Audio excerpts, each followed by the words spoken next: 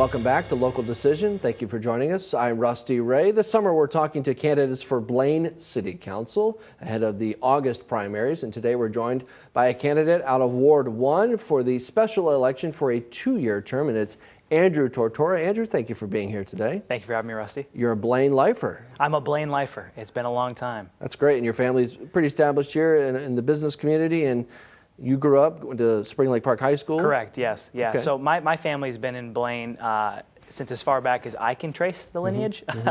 My grandmother grew up where the airport is now. Right. Once upon a time that was Holmes.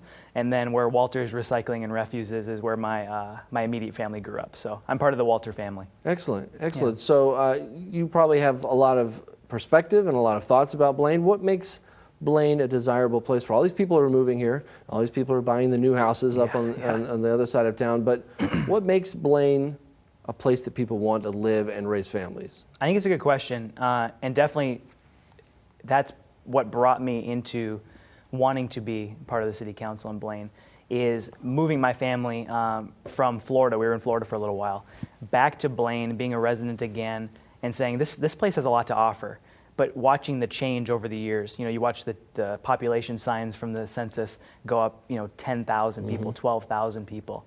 And you realize that the diversity of Blaine is changing, along with the amount of people in Blaine that's changing.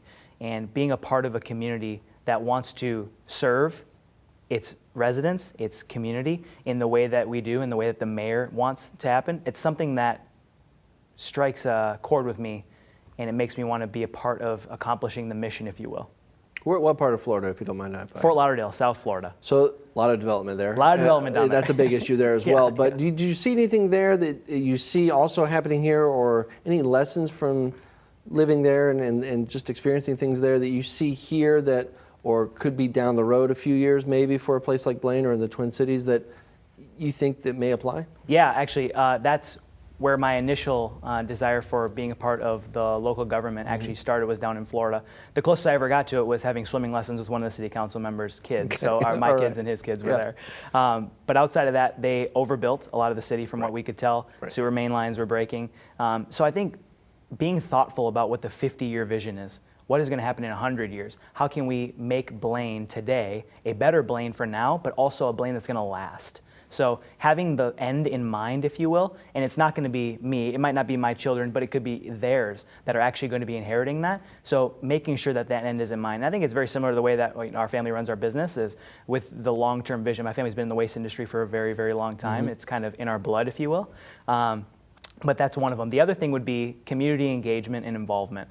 So when you have a city as large as Fort Lauderdale that's growing at the pace that it is, with no land to grow except for up, you run into a lot of a transient population. So having those folks that are going to stick there and be lifers is hard to come by. It's hard to increase that involvement and engagement from the community. And I think that that's something we want to see in Blaine long term. I was at the inaugural prayer breakfast, the mayoral prayer breakfast recently, and it was such a blessing to be there and you look around and it's people that I've known for 10, 15, 20 years. These are mainstays in the community, whether it was their business or just residents that want to continue to be a part of accomplishing the mission and the vision for the city. So I think that establishing a connection with residents in a way that's very meaningful, to continue the engagement, to continue the involvement, programs continue long after my city council seat may subside, or long after the mayor's gone, or long after all those folks that are serving now aren't there anymore.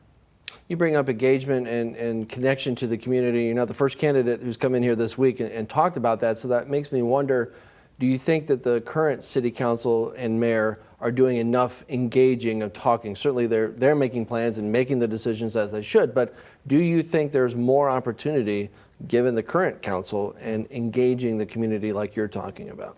I think so. And maybe the next question would be, why do I say that? Right. And I think being a young member with a young family in the community and being in a desirable place to live, I think of Blaine in a couple ways. Is it a place that you want to live? Is it a place that you want to work? And is it a place that you want to play? And I think that Blaine has done a wonderful job of bringing people in that want to live there and people that want to work there. But how do we involve the city in wanting to play there? And what does that mean and what does that look like? So you have those 3M championship events. You have the USA soccer event, or the USA Cup. you have all these different options and opportunities to do that and engage different people to make it Blaine a desirable place to go and play in. So I think that engaging the outer community, but then how do you do that is you have the support of those who are actually there, the residents there, and they're buying into that vision. And I think to do that, it requires, well, a lot of different things, but one of them would be mediums of communication, right? How can we double down on reaching different audiences through different mediums of communication? You know, I only found out about the special election through our City Connect pages in the magazine. Is there more places that can be more available to people that would have that passion or desire to play a role in local government and politics, whether that's on a committee or a special project or anything of that nature? And then you think about, on top of that, you have nonprofits that are involved in the community. How do we get people engaged in those as well? If only there was a community TV station that could get things out there. If only. What opportunities, what challenges that can be presented as opportunities do you think the city is facing right now and may face in the next few years? I think it's a little bit of a challenging question because you're going to get the boilerplate answers, right? How do we get rid of congestion on Highway 65? How do we make it a very safe place to be? I think that safety is one area that I really want to focus on. Why my kids are about to go into school. So being that schools are no longer seen as a very safe place to be, you know, what conversations should the city council be having when you're sending kids to schools like Centennial, Blaine, and Spring Lake Park? You have thousands of students that are residents in Blaine. How can we ensure that they're being safe? And what does it look like to partner with neighboring cities to ensure that safety? And I don't know that we necessarily know the answer to that yet, but I think that a lot of work is being done around that on a national scale, and I just want to better understand what it looks like at the local level. What about 65? What can the city do? What could you as a city council member add to that ongoing building, sometimes stalled? I'm not talking about traffic, I'm talking about conversations. Sure. What can you do as a city council member to continue that or perhaps speed things up? Yeah, great question.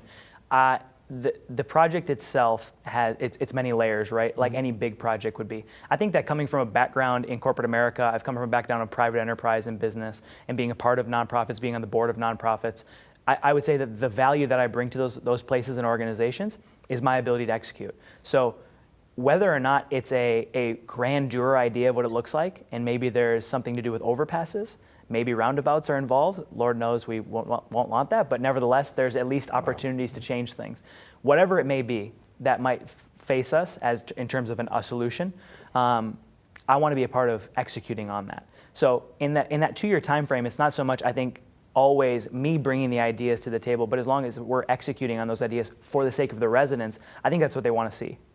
Something that the city council has been talking about for several months, and opening up is plans for Northtown Mall and redeveloping that area. What do you see there? What do you think? Are you hearing anything from folks in Ward 1 or anybody you've talked to about what could happen for Northtown Mall? So I think there's a couple key words that you like to use in this case would be vibrant, revitalization, right? These are things that you want to see, but what does that actually manifest itself and look like?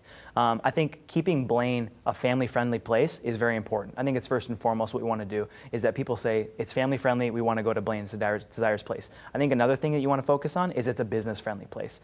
Who wants to run businesses in places that they don't necessarily have the support of the local government and politics? And I think that that's a shift that this city council has definitely done a good job of making. We need to double down on it because I think that there does require, and of course being in Ward 1, Northtown's in my backyard. Right. So I want to ensure that we have that. I mean, once upon a time, Northtown was the place to go. Then it became Shoetown. And then after a while, it started to really change. And I think that it doesn't have to change in the way that it has been, where it's empty stores, open leases. I think that there's probably some anchor tenants that would be very excited to hear about a city council that's reaching out to developers and partnering with them in a more strategic way than maybe we have in the past to ensure that we are very inviting. But you don't want to just do that in the sake of we just filled the spots or we filled the leases. You want to make sure that you're going in saying, these are going to be partners to our community. These businesses are going to look at us and say, we want to be involved in what you're doing. We don't want necessarily big box retailer in a 60,000 square foot space that we don't know anyone there. We want to know this big box retailer, 60,000 square foot space, the general manager there, who is going to support one of the local softball leagues, right? Who's going to hold an art show here or there, but they're going to be involved. So being picky and choosy and having that long time frame in mind, I think is going to help us be able to make good decisions. You know, there's developers there that make a lot of these decisions, but as long as they feel the support and the partnership from the council, that's something that I'm very interested in doing. You know, real estate's a passion of mine. I have rental properties on the side as well, so I think I understand a little bit of what that looks like. It's not to the commercial scale, but it's something that I want to be involved in. I think about where Walters Recycling is located, Radisson, that area, and the types of industry. There's plenty of room there for more development like industry. Crown Ironworks is something that the city's very proud of, and that's been a few years now since it's relocated there by 35 and Radisson. But what other kind of industry do you think the city can look to attract in those areas, or any other areas where industry is zoned for and is appropriate to build there?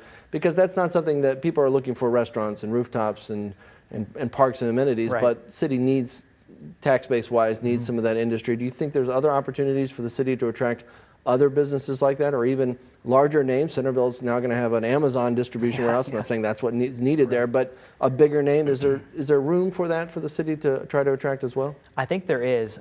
It's a very interesting question, and basically a hot topic at this time. And when you think about our city council and the way that it's about to shift because of the open seats that are currently there, I don't want to be a part of something that you come into and say, oh, here's all the new ideas.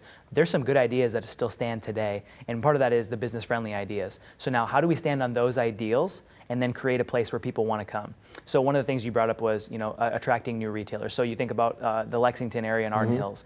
It's a great example of having, you know, very I would say anchor tenants in the Targets of the world, and then you have the Amazons going in there, the Raising Cane's, those types of places that people are excited to go to and go see.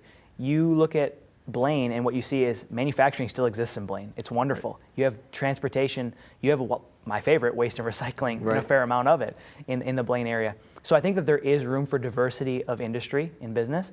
What does that look like is the question. There's a lot of businesses or buildings for sale right now. But zoning does matter in this case, and as you grow the city, and really the city of Minneapolis more suburbanizes, you don't have a lot of that heavy industrial zoning anymore with outside equipment and storage. You don't have that. You have more office retail type spaces, and I think being choosy and picky with how we're going to advance the city in that realm or in that way is very important. It's a very strategic conversation over the long period of time. You know, the School of Business, Carlson School of Business is for sale. That building's been for sale for some time. So those types of buildings where there's big warehouse, big opportunity for distribution centers, how can we ensure that the right people we are inviting the right folks to take over those places? Let's wrap it up with this question. I've asked everybody this week in that chair, where do you see Blaine in 10 years? In 10 years. I think we do accomplish the mission, and one of the missions being that we are a family-first city that's a very desirable place to live, work, and play. I think what that looks like is different for everybody, but I think that it's more of what it is today. I think there's probably more national type events that take place within our city. I think that there's more room for population growth because we already have our development. I think that you do see Northtown changing quite a bit. I think that you see 65 changing a lot in the way that it operates. I think that you have a safer place with more people, and I think that what you have is the Midwest, not just the state, looking to places like Anoka County and City of Blaine to say, how did they do it? Because we want to copy that. I'm so glad you didn't say it looks like Fort Lauderdale in 10 years, because I think I'd have to move. Yeah. Andrew Tortora, thank you for coming by today. It was a pleasure. Thank you.